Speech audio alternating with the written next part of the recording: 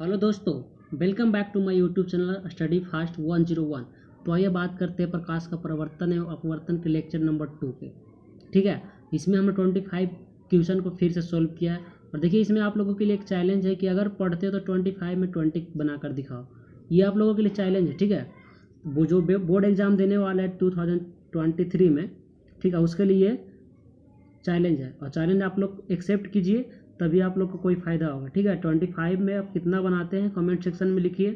ठीक है, इसके पहले वाले लेक्चर में हमने 25 क्वेश्चन को सोल्व किया था, तो बहुत से लोगों ने लिखा कि 24, बहुत से लोगों ने 20 लिखा। ठीक है, चलिए स्टार्ट करते हैं। यदि आप मेरे चैनल पर हो, चैनल को सब्सक्राइब कीजिए और दोस्तों के साथ शेयर कीजिए जो आपके क्लास में पढ़ रहे हैं 10th में। और 2023 मेरा आज का फर्स्ट क्वेश्चन है कि प्रवर्तन के नियम से निर्धारित दो नियम होते हैं। कौन कौन होते हैं प्रवर्तन के दो नियम? तो एक तो होता है कि आप आपतित किरण, परावर्तित किरण तथा आपतन बिंदु पर डाला गया विलंब, तीनों एक ही तल में होते हैं, है ना। दूसरा नियम हम लोग क्या पढ़े थे कि आपतन कोण बराबर परावर्तन कोण। तो इसका जो पहला नियम है कहीं तो दिख नहीं रहा वैसा ऑप्शन, मगर ये दिख रहा है कि आपतन कोण बराबर परावर्तन कोण। तो ऑप्शन नंबर मेरा क्या कहाँ पे दिख रहा है? ए में मेरा जो है ऑप्शन नंबर ये मेरा दिख रहा है कि आपतन कोण बराबर परावर्तन कोण है। चलिए नेक्स्ट क्वेश्चन की ओर चलते हैं।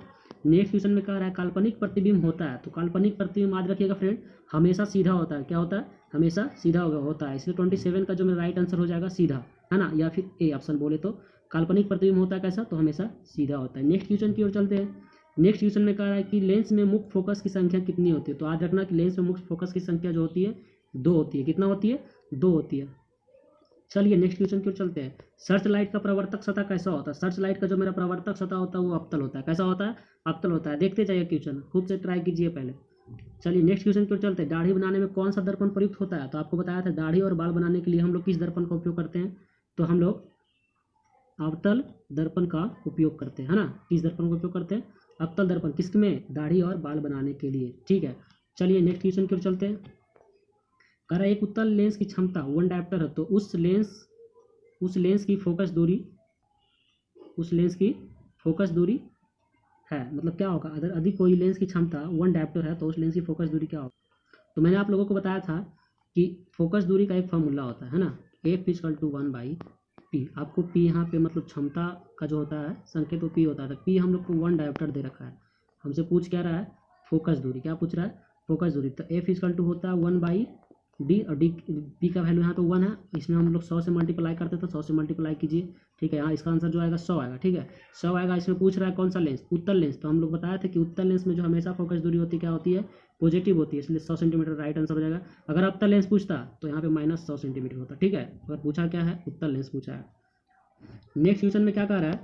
नेक्स्ट क्वेश्चन में कह रहा है कि किसी गोलीय दर्पण तथा किसी पतले गोलीय लेंस के दोनों की फोकस दूरियां समान है, मतलब -15 सेंटीमीटर। तो कह रहा है दर्पण तथा लेंस संभवतः है। तो देखिए माइनस में बोलने अगर दूरियां होगी तो अवतल लेंस होगा, और दर्पण में भी अगर जो दूरियां होती है वो भी माइनस में होती है। अगर दोनों माइनस में रहे तो दोनों क्या होगा? अवतल लेंस होगा।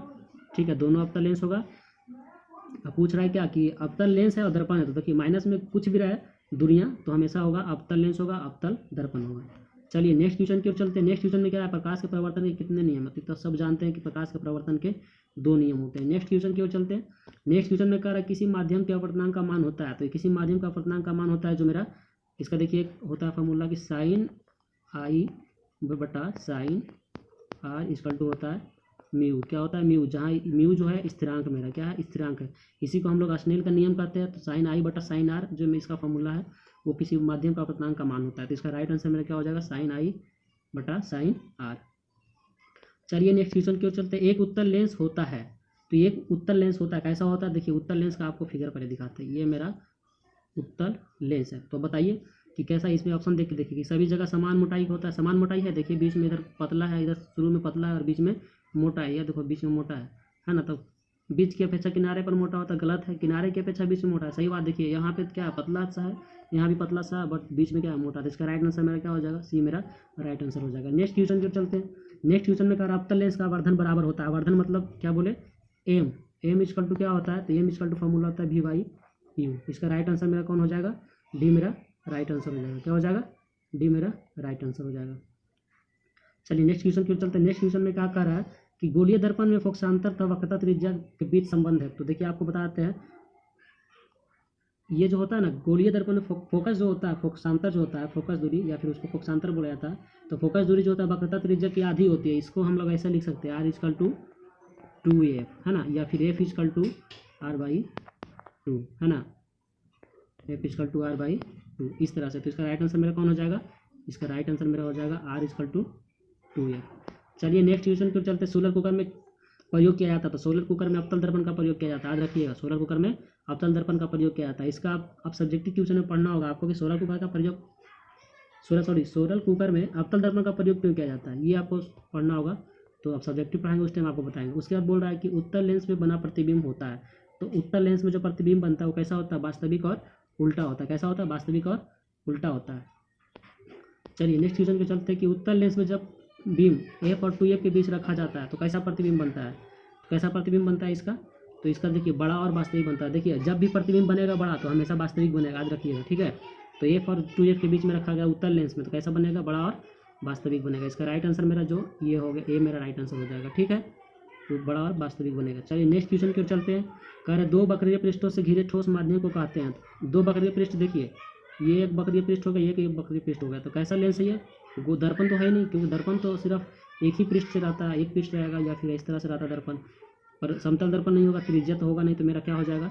गोलीय लेंस हो जाएगा। चलिए नेक्स्ट क्वेश्चन की ओर चलते हैं। नेक्स्ट क्वेश्चन मेरा क्या कह रहा है? वह गोलीय दर्पण जो बाहर की तरफ वक्रित हो कहलाता है। बाहर की तरफ वक्रित हो, एक अंदर की तरफ होता है, एक बाहर की तरफ होता है। तो इसमें क्या कह रहा है कि 42 में कह रहा है कि वह गोलीय दर्पण जो बाहर की तरफ वक्रित हो। तो बाहर की तरफ जो वक्रित होता है उसको हम लोग क्या बोलते हैं? उत्तल दर्पण बोलते हैं। क्या बोलते हैं? उत्तल दर्पण, है ना। जो बाहर की ओर वक्रित होता है उसको हम लोग उत्तल दर्पण कहते हैं। नेक्स्ट क्वेश्चन की ओर चलते हैं। गोलीय दर्पण के परावर्तक पृष्ठ के केंद्र के दर्पण को कहा जाता है। तो गोलीय दर्पण परावर्तक पृष्ठ का जो केंद्र होता है, केंद्र को हम लोग क्या बोलते हैं? तो केंद्र को हम लोग क्या बोलते हैं? ध्रुव बोलते हैं, सिंपल है। जिसको हम लोग इंग्लिश में क्या बोलते हैं? पोल बोलते हैं, है ना। जिसको हम लोग इंग्लिश में पोल बोलते हैं। क्या बोलते हैं? गोलीय दर्पण के परावर्तक पृष्ठ के केंद्र को हम लोग क्या कहते हैं? ध्रुव कहते हैं। चलिए नेक्स्ट क्वेश्चन की ओर चलते हैं। नेक्स्ट क्वेश्चन में कहा है किसी लेंस द्वारा उत्पन्न आवर्धन का ऐसा ही मात्रक। तो किसी लेंस में जो उत्पन्न आवर्धन की मात्रक होती है, तो पहले हम लोग जानते हैं कि आवर्धन मतलब M= होता क्या है। तो M= होता है V/U। तो V का भी ऐसा ही मात्रक मीटर होता है। ये भी एक तरह का विस्थापन है, ये भी एक तरह का दूरी विस्थापन बोल सकते हैं। इसका भी मीटर ही होता है ऐसा ही मात्रक। तो मीटर से मीटर खत्म, मतलब मात्रक विहीन होता है ना। तो आवर्धन का मात्रक नहीं होता, याद रखिएगा। चलिए नेक्स्ट क्वेश्चन पे चलते हैं। लेंस के केंद्रीय बिंदु को कहते हैं। तो लेंस के केंद्रीय बिंदु को क्या कहते हैं? तो लेंस के केंद्रीय बिंदु को हम लोग प्रकाश का केंद्र कहते हैं। क्या बोलते हैं? प्रकाशिक केंद्र बोलते हैं। चलिए नेक्स्ट क्वेश्चन की ओर चलते हैं। क्वेश्चन में आप लोगों को मजा आ रहा होगा, ठीक है। खुद से बताइए कमेंट सेक्शन में कितना सही आप लोग कर पाए, है ना। अगला क्वेश्चन है कि किसी शब्दकोश में पाए गए छोटे छोटे अक्षरों को पढ़ते समय आप निम्न में से कौन सा लेंस पसंद करेंगे। देखिए इसका एक ट्रिक बताते हैं। एक क्वेश्चन पूछ ही देता है इस तरह से, तो इसका एक ट्रिक बताते हैं कि अगर अगर उत्तल लेंस रहे, ठीक है, और उसका सेंटीमीटर जो हो, मतलब जो उसका फोकस दूरी होता है वो कम हो। जैसे कि देखिए यहाँ पे ऑप्शन में दे रखा 50 सेंटीमीटर फोकस दूरी का अवतल लेंस। तो अवतल लेंस को पहले हटाइए, ठीक है, वो होगा नहीं। फिर देखिए उत्तल लेंस है और फिर अवतल लेंस है, फिर उत्तल लेंस है। देखिए डी में बोल रहा है कि 5 सेंटीमीटर फोकस दूरी का उत्तल लेंस है ना। तो डी में जो है ये मेरा राइट आंसर हो जाएगा, ठीक है। क्योंकि ये देखिए बोले थे ना कि जो कम मतलब कि हो फोकस दूरी जिसका कम हो, देखिए 5 सेंटीमीटर कम है अब इसमें उत्तल लेंस में। तो ये मेरा राइट आंसर। यहाँ भी देखिए सी नंबर में भी क्या कह रहा है, इसी तरह से क्वेश्चन बोल रहा है कि 5 सेंटीमीटर फोकस दूरी वाला अवतल लेंस। तो अवतल लेंस को नहीं लेना है, किसको लेना है हम लोग? उत्तल लेंस को देखना है। तो ये मेरा राइट आंसर हो जाएगा। नेक्स्ट क्वेश्चन क्या है कि इनमें से कौन दर्पण का सूत्र है? इनमें से कौन दर्पण का सूत्र, या आप खुद कमेंट सेक्शन में बताइएगा, ठीक है, कि दर्पण का सूत्र निम्न में से कौन है, यदि आप पढ़े होंगे तो, ठीक है।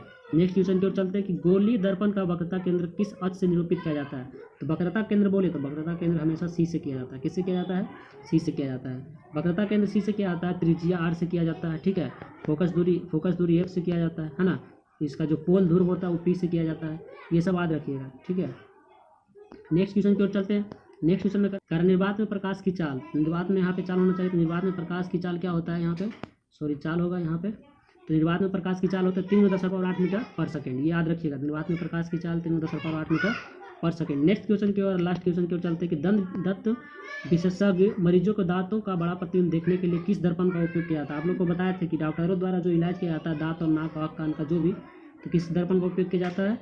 तो अवतल दर्पण का उपयोग किया जाता है। किस दर्पण का उपयोग किया जाता है? अवतल दर्पण का उपयोग किया जाता है। चलिए आपको वीडियो अच्छा लगा तो दोस्तों के साथ शेयर जरूर कीजिएगा, और हाँ आप मेरे चैनल को सब्सक्राइब करके हम सपोर्ट जरूर करें ताकि इस तरह के वीडियो और हम ला